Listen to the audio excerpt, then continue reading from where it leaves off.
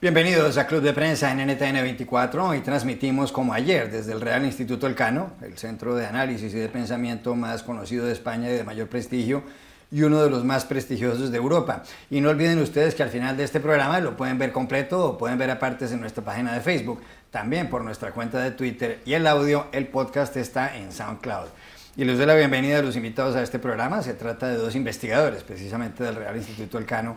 En primer lugar está con nosotros Carlota García Encina. Carlota, como siempre, gracias por estar con nosotros. Gracias, Juan Carlos. Y está asimismo en este programa Carlos Malamud, argentino, profesor universitario y, como decía, investigador del Real Instituto Elcano. Gracias por volver a estar aquí en este estudio. Un placer, muy buenas. Bueno, primer asunto, Carlota, ha habido muchas reacciones a lo que ha hecho el presidente de Estados Unidos, Donald Trump, no solamente en la cumbre de la OTAN, en Bruselas, sino también después en la rueda de prensa que dio en Helsinki, en la capital de Finlandia, en el Palacio Presidencial, tras su encuentro con el presidente ruso Vladimir Putin. En la rueda de prensa conjunta que dieron los dos, el señor Trump dijo, con respecto a la posible influencia de Rusia en las elecciones presidenciales de Estados Unidos en noviembre de 2016, que ganó Trump, que Rusia no tenía nada que ver, y que tal vez los que habían fallado ahí eran los servicios de inteligencia estadounidenses que están llevando a cabo esta investigación y que además han elevado cargos contra varias personas rusas con respecto a lo ocurrido.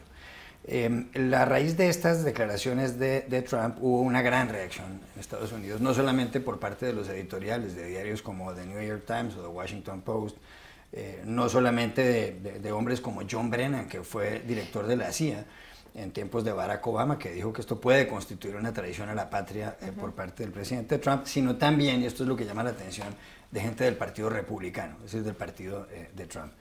John McCain, con quien Trump no se la lleva bien, que fue candidato presidencial estadounidense, dijo que esto es uno de los peores momentos, de los momentos más desgraciados de la historia de la presidencia de Estados Unidos. Mitch McConnell, el líder de la mayoría republicana en el Senado, dijo algo parecido. Newt Gingrich, que fue precandidato presidencial republicano, dijo que debería corregir Trump lo que hizo. Y entonces Trump, al llegar ayer a Washington, dijo que sí, que lo que pasa es que él se había equivocado, que cuando él había dicho no veo alguna razón por la que debería haber habido injerencia rusa en las elecciones en Estados Unidos. Él había querido decir exactamente lo contrario. En lugar de, donde en inglés usa la palabra would, debió haber utilizado la palabra wouldn't.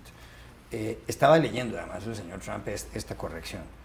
¿Usted le cree a Trump? ¿Usted cree que fue un error, que se confundió? Un lapsus verbal. Decir una cosa, quiso decir otra.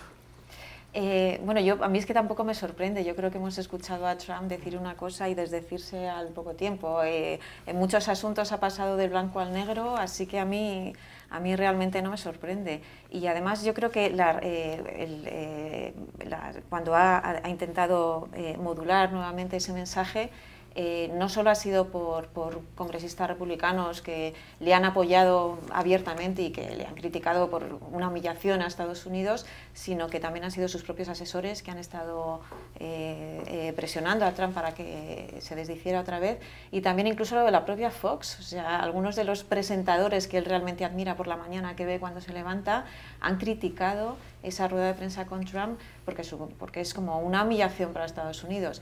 De todas formas, Trump ha puesto en entredicho la labor de la comunidad de inteligencia desde que era candidato.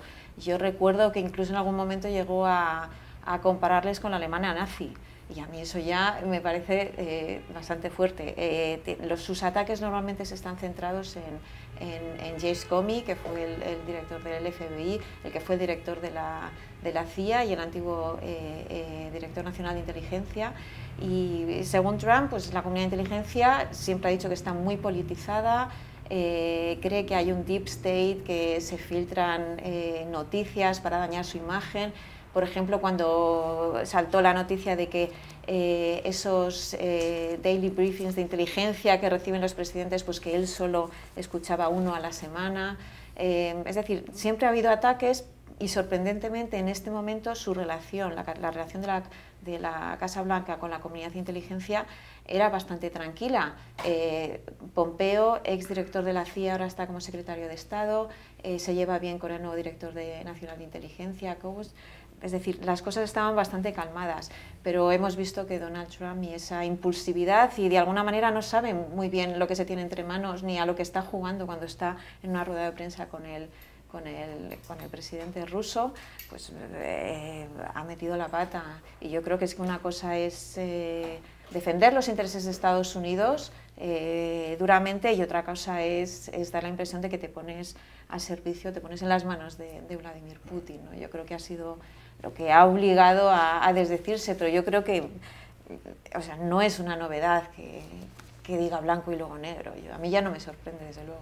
Profesor Malamud, justamente Trump hizo estos comentarios, esta corrección, se echó para atrás, después de una reunión, de haberse reunido con Mike Pompeo, el secretario de Estado, con John Kelly, el jefe de gabinete de la Casa Blanca, con Mike Pence, el vicepresidente de Estados Unidos, y con John Bolton, su principal asesor en materia de seguridad nacional. Esta mañana, en el diario The Washington Post, George Will, que es un columnista muy conservador, que supuestamente apoya en cierto modo a Trump, pues hasta cierto punto, ha dicho lo siguiente: la precisión no es parte del repertorio de Trump.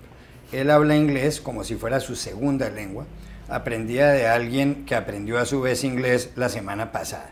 ¿Usted le cree a Trump al haber hecho esta corrección? Mire, si la corrección hubiera sido un dato puntual de una conferencia de prensa en la cual el mensaje hubiera sido otro, podría creerle.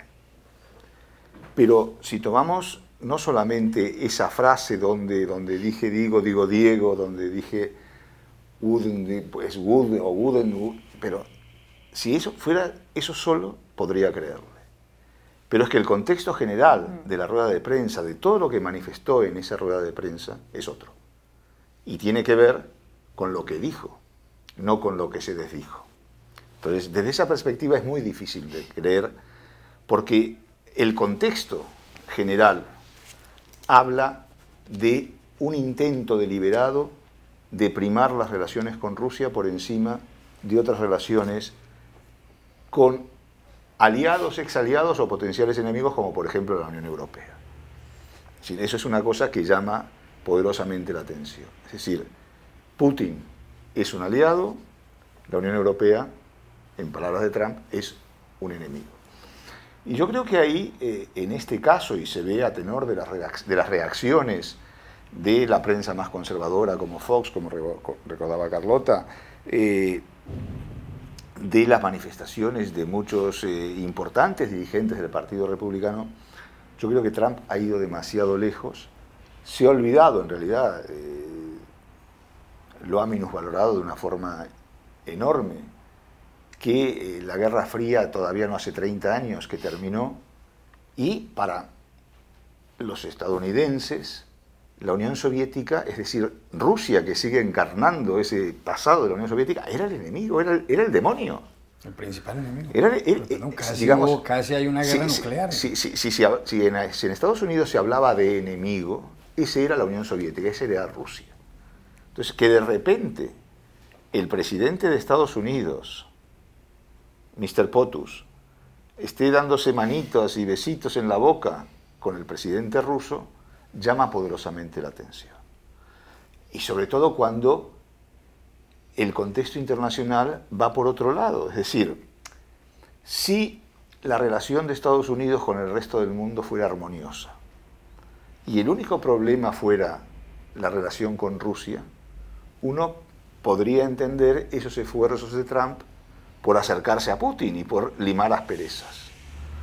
Pero cuando tiene problemas con la Unión Europea y dentro de la Unión Europea, con Alemania, con Francia y con todos los demás, o con casi todos los demás, cuando tienes problemas con China, cuando tienes complicadas relaciones con países como Brasil y México, es decir, entonces que tú te acerques deliberadamente a un señor como Putin, por no recordar que te has acercado también a un señor como Kim Jong-un, entonces ahí hay algo que no termina de entenderse. Es decir, está bien que el presidente de Estados Unidos ponga sus esfuerzos por resolver crisis importantes, como por ejemplo la crisis de Corea del Norte.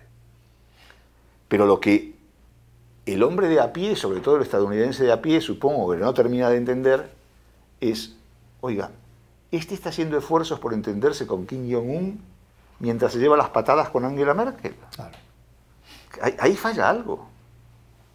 Bien con los líderes autoritarios, mal con los líderes demócratas que respetan la democracia. Carlota, ha cruzado Donald Trump una raya aquí y me refiero a la política interna estadounidense. Hay elecciones legislativas en noviembre. Ahí se va a renovar la totalidad de la Cámara de Representantes, que tiene 435 escaños, y un tercio de los 100 escaños del Senado. Actualmente tienen mayorías los republicanos, los del partido de Trump. Pero en algunas encuestas dicen que podría ser que los demócratas logren mayorías en la Cámara de Representantes, por un lado, pero por otra pasa lo que mencionábamos al principio de este programa, y es que algunos líderes republicanos se han distanciado abiertamente de Trump con lo que dijo en esta rueda con Putin. Cruzó una raya Trump, aquí puede que haya llegado a perder el respaldo de un sector importante de su propio partido.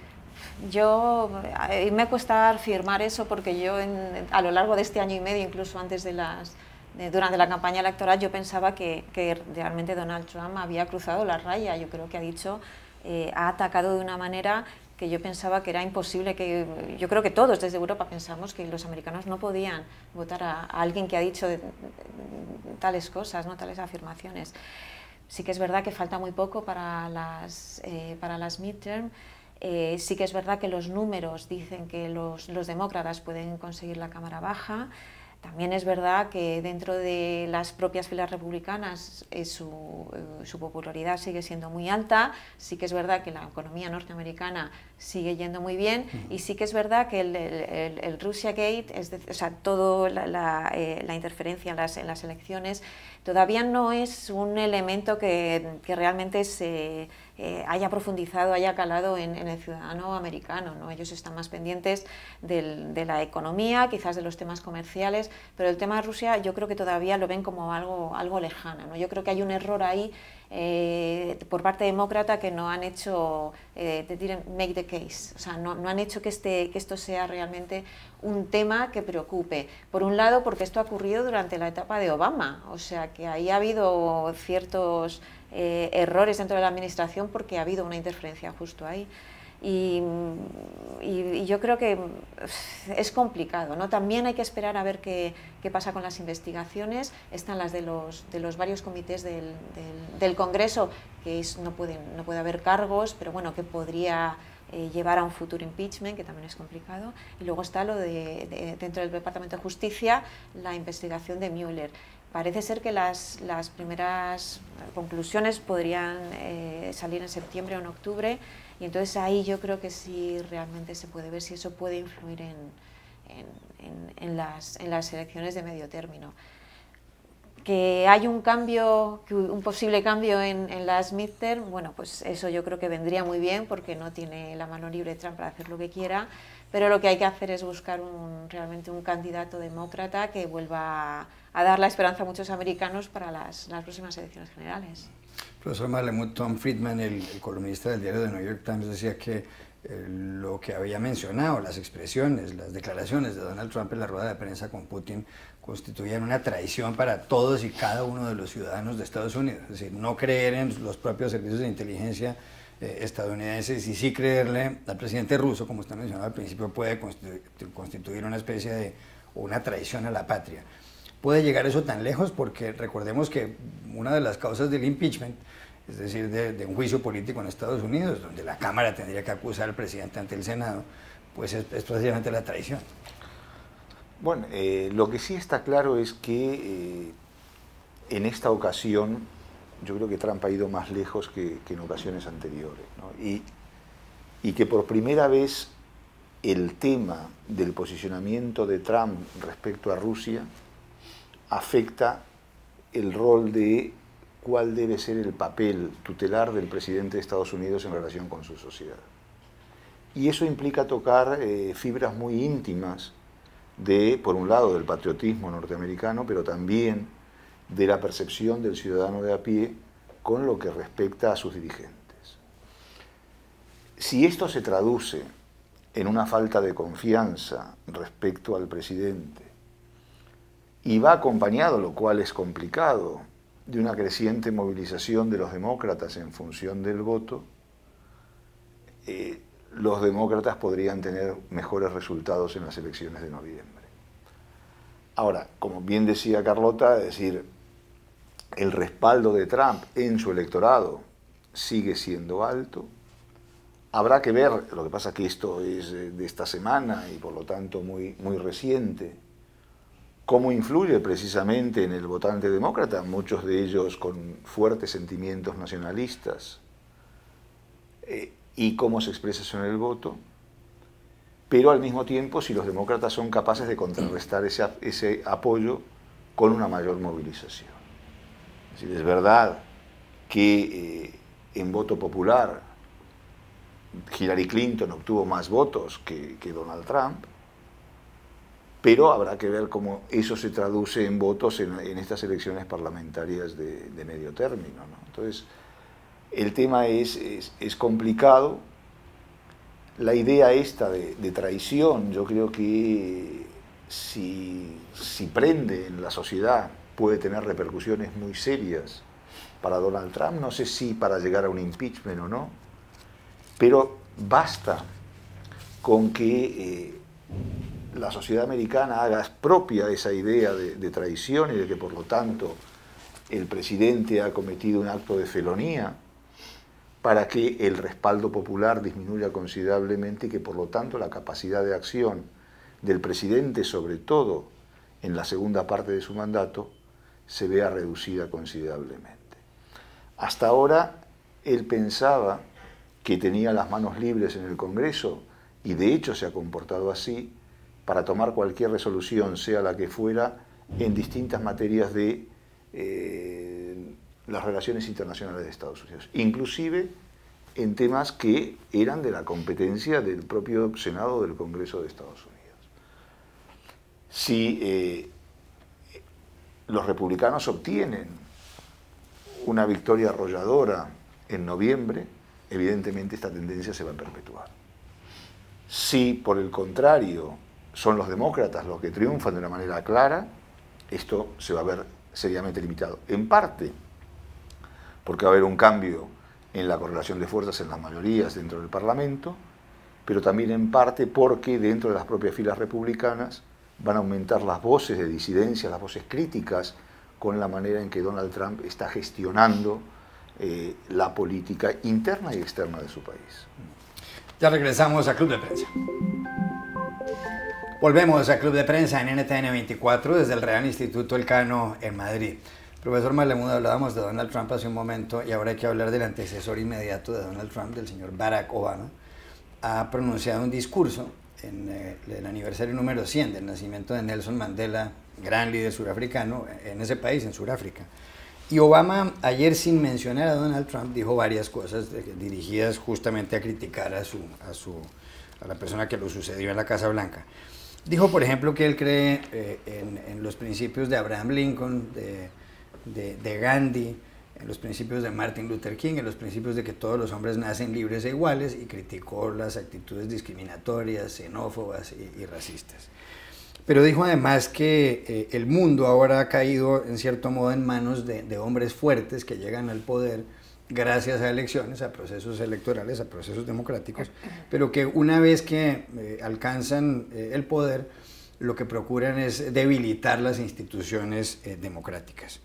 Y dice que eso está causando, por supuesto, una mala situación para la gente que es amiga de este sistema de la democracia. ¿Tiene razón Obama en eso? Están llegando al poder muchas personas, no solamente en Estados Unidos, en el caso de Trump, aunque repito, Obama no lo mencionó expresamente, sino en el caso de algunos líderes europeos y latinoamericanos que llegan al poder a través de elecciones y una vez que están ahí, ven a ver cómo le pegan una patada a la democracia.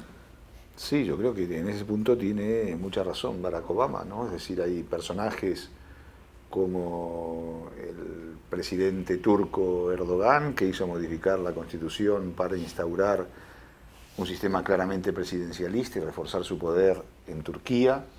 Está la propia presencia de Putin. Recordemos personajes como Hugo Chávez o Rafael Correa en Venezuela y Ecuador en América Latina. Pero no solamente dentro de sistemas democráticos estamos asistiendo a la emergencia de estos fuertes personajes con poderes omnímodos, sino también inclusive que de alguna manera recuerdan la figura del caudillo latinoamericano. Pero decía que en países como China, donde no es precisamente la democracia el sistema que impere, pero había sí todo un sistema montado para limitar el poder y para lograr un equilibrio de poder, el presidente Xi, después de una muy cruenta batalla interna y de purgas y de consolidación, ha permitido reforzar su poder, convertirse en el líder máximo, inclusive con la perspectiva de estar a perpetuidad al frente de su país. Es decir, esta idea de que las instituciones democráticas, el voto popular, no van a resolver los problemas de la gente, sino que es el liderazgo de un caudillo mítico, predestinado, con posibilidades de tocar todos los resortes, quien va a tener acceso a la cura milagrosa, ¿no? Es decir, la elección en México, por ejemplo, de Andrés Manuel López Obrador, salvando todas las distancias, inclusive porque todavía no lo hemos visto en el ejercicio del poder, faltan todavía largos meses para que llegue a la presidencia en México. Sin embargo, nos recuerda también a estas figuras con un perfil caudillista, ¿no? Lo que ocurre es que no se trata únicamente de caudillos, la cosa es más preocupante porque va incluso mucho más allá y tiene que ver precisamente con la amenaza que estos gobiernos suponen a partir de la tergiversación de lo que la democracia es para precisamente el funcionamiento de un sistema basado en la representación, basado en el voto popular, basado en la soberanía del ciudadano. Y esto está cada vez más comprometido porque desde dentro del propio sistema comienzan a articularse a partir del mismo momento en que se llega al poder mecanismos para desvirtuar todo esto que está ocurriendo. Sí. Carlota. Bueno, yo creo que ha sido muy apropiado en el tiempo, ¿no? Que justo ese discurso haya sido un día antes, ¿no? Digo, un día después de la famosa conferencia entre Trump y Putin, y por lo tanto, sin mencionar directamente, pues todo el mundo haya pensado en Trump. Sin embargo, escuchando este discurso y hablando de estos hombres fuertes, cuando estuvo en Ghana por África también, Barack Obama en 2009, él dijo que África no necesita hombres fuertes, sino fuertes instituciones, ¿no? Y él, de alguna manera, intentaba hacer mención también a eso. Y seguramente que en 2009 él no se pensaba que eso mismo iba a ocurrir incluso en su propio país, ¿no? con Donald Trump. Yo creo que es interesante también, además, ver que sin mencionarle, hay varias críticas a Trump en este discurso. Habla de los hechos, de que en esta nueva batalla de ideas en política cada vez los hechos cuentan menos. La mentira. Mentira, sí, incluso utilizó una frase y dijo, si yo les digo a ustedes que este podio es un podio y ustedes dicen que es un elefante, pues no hay manera de que pueda haber ningún tipo de cooperación. Hablando de eso, además sacó el tema del cambio climático. Si hay una verdad avalada por científicos, quien diga que esto es un fraude que se han inventado, como dice Trump, pues... luego también habló pues, de otro tipo de amenazas a la democracia, como los populismos, como estos hombres fuertes que hacen esas políticas de miedo, de resentimiento, de vuelta hacia el nacionalismo. Y claro, evidentemente todos tenían en mente a la figura de Trump. No es la primera vez que hace tampoco un discurso de este tipo. En su discurso de despedida, su farewell address, cuando dejó la Casa Blanca, más o menos siguió las mismas líneas. Habló de las amenazas a la democracia, de la información, de la veracidad de las cosas. Y luego al final, igual que en Sudáfrica, al final acabó de una manera algo más positiva, es decir, hay que seguir construyendo, hay que seguir alzando las voces, y hay una generación nueva, y cada generación nueva tiene la posibilidad de volver a cambiar el mundo, y con un espíritu comunitario frente a esos hombres fuertes, pues en principio es posible hacerlo, así que deje un poco de optimismo por lo menos. Quiero cambiar de país, profesor Malamud, usted es especialista en historia latinoamericana y hay noticias de Nicaragua. País centroamericano donde desde el pasado 18 de abril hay una crisis tremenda porque el presidente Daniel Ortega, además la vicepresidenta Rosario Murillo, la esposa del señor Ortega, decidió en un momento dado que había que hacer un recorte a las pensiones de un 5%, con la idea de salvar la entidad de los seguros sociales. Y además aumentó la cotización para la seguridad social de los trabajadores y de las empresas. Esto generó una serie de protestas, ha habido más de 200 muertos desde entonces. Se habla de que muchas milicias patrocinadas por el señor Ortega han causado la muerte de muchas personas y no solamente las fuerzas policiales. Y ha ido incrementándose a la vez la presión internacional para que el señor Ortega o lleve adelante un diálogo nacional o que abandone el poder. El diálogo nacional está suspendido desde hace algún tiempo, incluso la Iglesia Católica ha tratado de promoverlo, pero fíjese lo que ha pasado en las últimas horas. El secretario general de Naciones Unidas, el ex primer ministro portugués Antonio Guterres, ha expedido una declaración diciendo que pues, debería buscarse una solución a lo que está ocurriendo, y también 13 países han expedido un comunicado, y dentro de esos están México y la Argentina, al igual que Brasil y Chile, puede escapárseme alguno, también Colombia y Costa Rica, Ecuador, Guatemala, Honduras, Paraguay, el Perú y Uruguay. Esos países están pidiendo por lo menos que se reanude el diálogo nacional suspendido desde el pasado día 18 de junio. Estas declaraciones Guterres las dio en la celebración de los 40 años del Sistema Interamericano de Derechos Humanos en San José, en donde funciona la Corte Interamericana de los Derechos Humanos. La pregunta es, ¿servirá esta presión internacional para que Ortega deje el poder? Porque por otro lado, en la revista The Economist, el columnista cuyo seudónimo es Bello, que es Michael Reed, quien fuera editor para las Américas de esa publicación, dice que Ortega lo que está es camino de convertir a Nicaragua en una segunda Venezuela. Bueno, Michael Reed tiene razón en este último apunte, es decir, el carácter cada vez más represivo, autoritario y dictatorial del régimen del matrimonio Ortega-Murillo es evidente. Las víctimas ya están llegando a niveles insostenibles, la barbarie es brutal, frente a sectores populares que se enfrentan con sus propias fuerzas y algún mortero casero.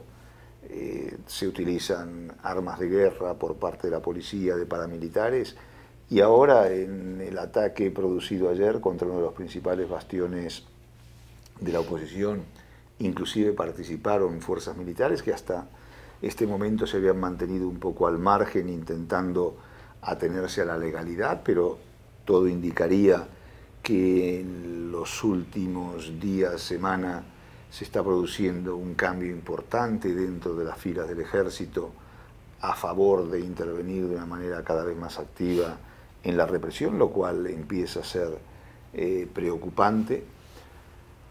Pero yendo a la pregunta inicial sobre la capacidad de la comunidad internacional va a tener algún efecto, yo creo que limitado, es decir, lo hemos visto en muchas partes del mundo, ¿no? Es decir, lo hemos visto en Venezuela en primer lugar, con el cual se hacía la comparación, pero lo hemos visto en Siria, por ejemplo, y lo vimos en otras partes del mundo. La capacidad de resistencia de líderes con bajo respaldo popular, pero con fuerte respaldo policial y paramilitar, es importante, y con un añadido que es necesario tener presente, y es que cuando hablamos de la comunidad internacional, en realidad nos estamos refiriendo a una parte limitada de la comunidad internacional.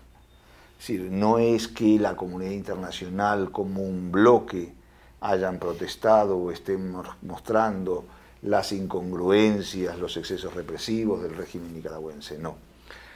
Es el secretario general de Naciones Unidas, es la Organización de Estados Americanos, o al menos su secretario general, más algunos países, estos 15 países latinoamericanos, es Estados Unidos y es la Unión Europea, y poco más. Pero, por ejemplo, el régimen nicaragüense sigue teniendo fuertes respaldos internacionales, comenzando por Rusia.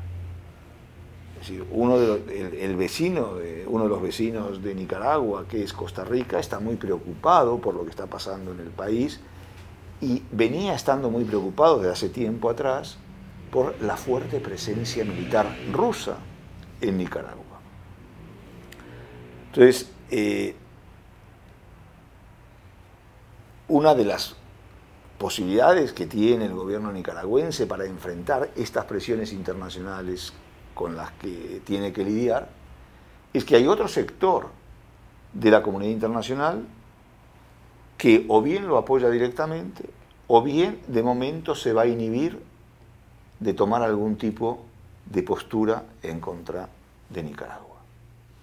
Y es que dentro de la propia Organización de Estados Americanos o dentro de la propia América Latina hay países como Venezuela, como Bolivia y algunos países caribeños que están todavía bajo la égida de Petrocaribe, que no solamente apoyan a Venezuela, sino también por vía transitiva y por recomendación del presidente Maduro, sí, pues apoyan a Nicaragua, por lo menos no la critican abiertamente.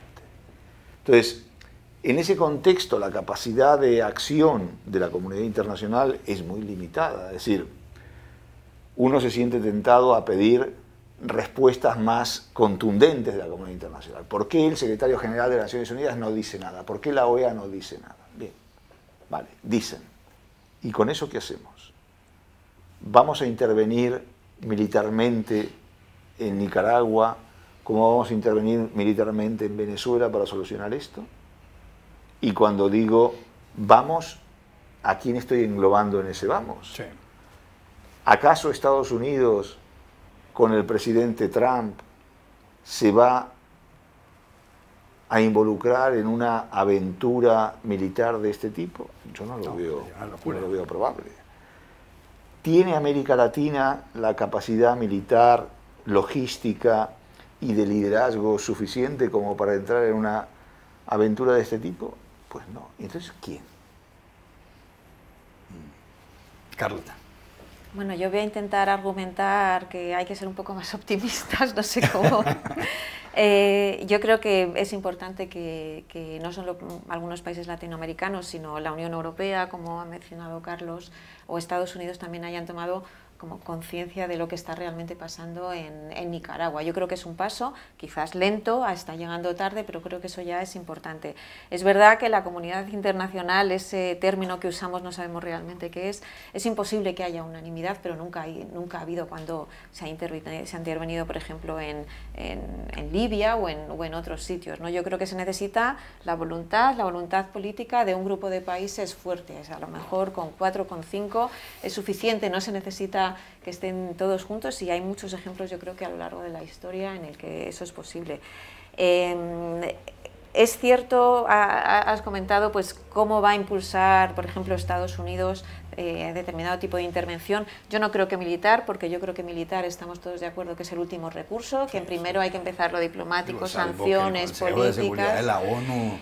Pero hay que recordar que tenemos la Casa Blanca y luego tenemos el Departamento de Estado y el Departamento de Defensa, que está la voz de Trump y del gobierno, pero luego hay otras voces que son del establishment. Hay que recordar que si bien Putin y Trump se hacen carantoñas y se llevan muy bien, el Congreso ha votado recientemente nuevas sanciones contra Rusia. Entonces, quizás es posible que de parte del Departamento de Estado se pueda impulsar cierto tipo de sanciones contra Nicaragua. Yo no lo veo como algo inimaginable, porque vemos que hay una preocupación en Estados Unidos por la inmigración, y se puede pensar perfectamente que esto que está ocurriendo en Nicaragua puede llevar a una nueva ola de inmigrantes que suban para arriba, nueva presión migratoria. Eso a Estados Unidos no le interesa, y en ese momento es cuando interviene, como hizo en Haití, por ejemplo, pensando en esa avalancha que podía venir.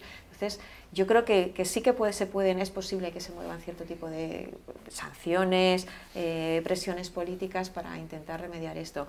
Y luego yo creo que al final, y lamentablemente, yo creo que son sobre todo al final los países de la región los que deben hacerse cargo de la propia seguridad de la región, ¿no? Y yo creo que ese es el principal problema, ¿no? Porque lamentablemente en América Latina es difícil ver esa cooperación para realmente hacer frente a casos como este. No, todavía en América Latina lo que está presente es esa idea, primero, de la no injerencia en asuntos de terceros países, acompañado de un fuerte sentimiento nacionalista y de vigencia de la soberanía, que es soberanía territorial, ¿no? Es decir, cuando se habla de la patria es el territorio, no las instituciones, y eso es lo que hay que defender a ultranza. Y en ese sentido es importante lo que señalaba sobre que tienen que ser los propios latinoamericanos los que impulsen una solución global. Es decir, si o mientras los latinoamericanos no se manifiesten de una manera clara, lo que pueda hacer, por ejemplo, la Unión Europea a la hora de resolver, o Estados Unidos a la hora de resolver un conflicto en un territorio en el cual su presencia, no diré que es marginal, pero que no es la más importante, pues va a ser secundaria, ¿no? Es decir, si no son los propios latinoamericanos los que impulsan y son los que llaman a otros socios, a otros aliados de la comunidad internacional a que refuercen su posición, es poco lo que se puede hacer. Y eso lo vimos, por ejemplo, también en el caso venezolano, hasta que el Grupo de Lima, es decir, el grupo formado por los países latinoamericanos más Canadá, no se manifestó de forma rotunda en torno a lo que estaba ocurriendo en Venezuela, en torno a definir a Venezuela como una dictadura, como un régimen autoritario,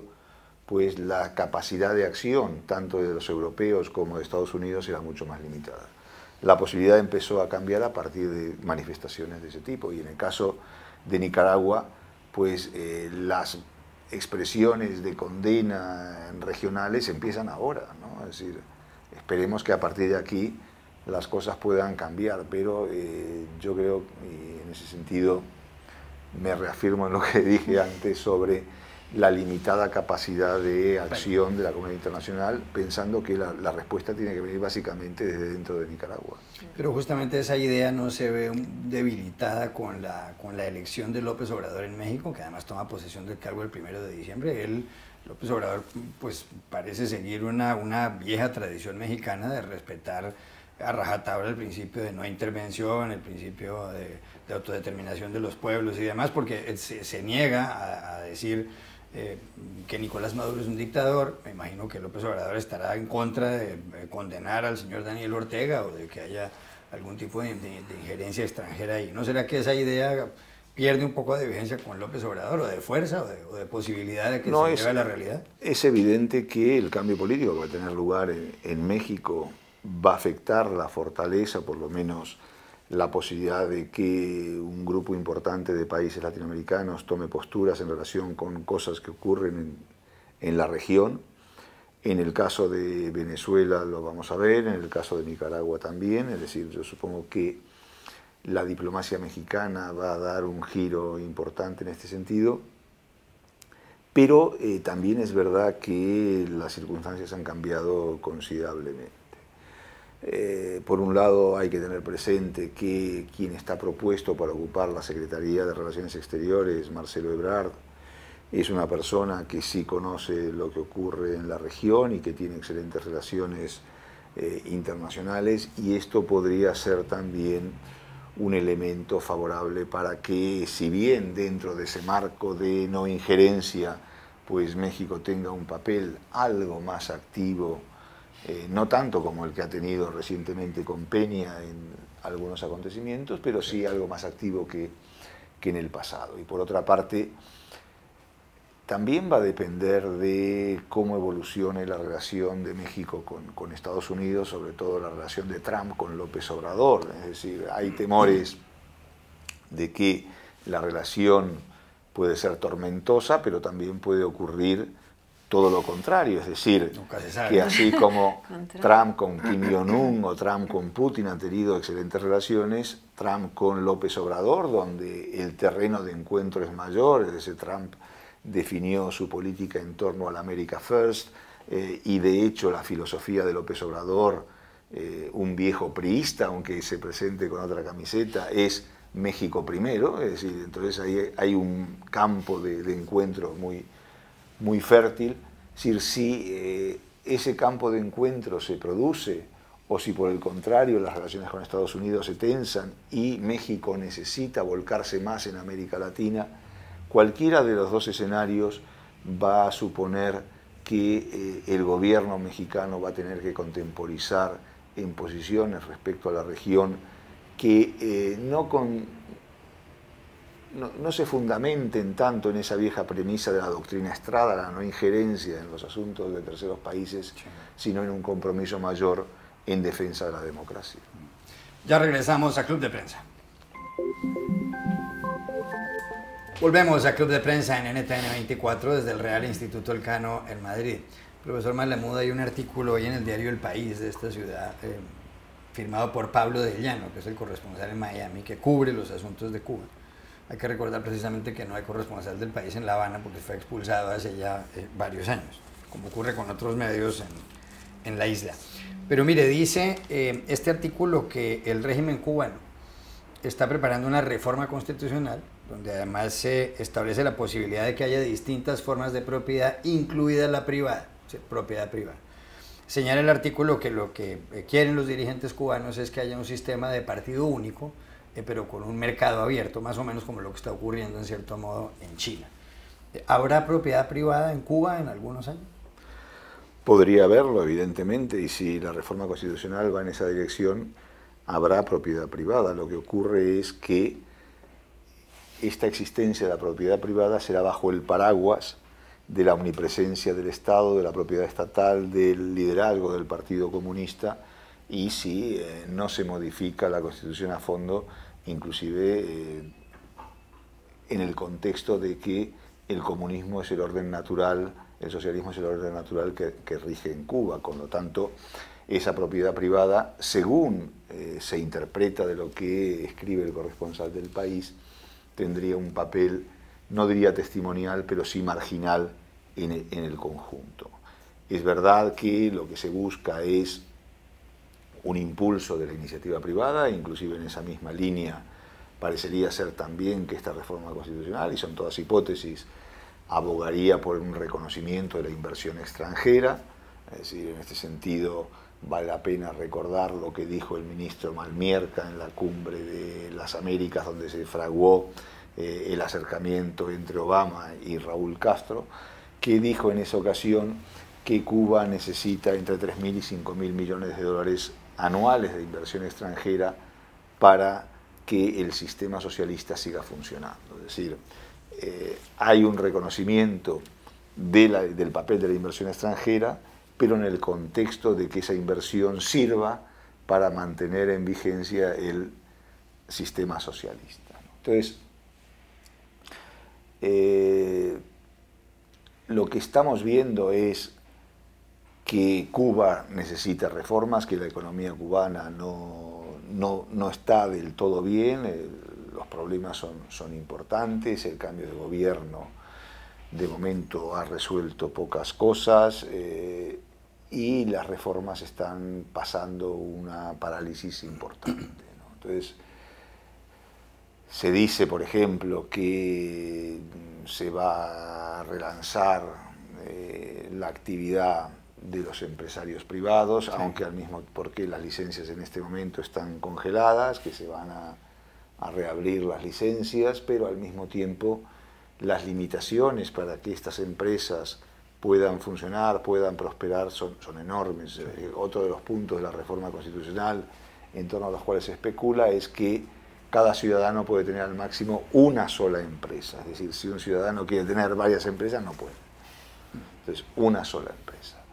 Por otra parte, la capacidad de esas empresas es limitada. Los restaurantes, por ejemplo, no pueden atender a más de 50 comensales al mismo tiempo. Los impuestos son altísimos, los controles son enormes, y toda esa actividad privada que se engloba con el eufemismo de actividad no estatal o sector no estatal de la economía, lo cual da una idea de cómo valora el régimen a esa actividad privada. Es decir, es una actividad no estatal y por lo tanto sometida al control del Estado, aunque sea no estatal, pero sometida al control del Estado.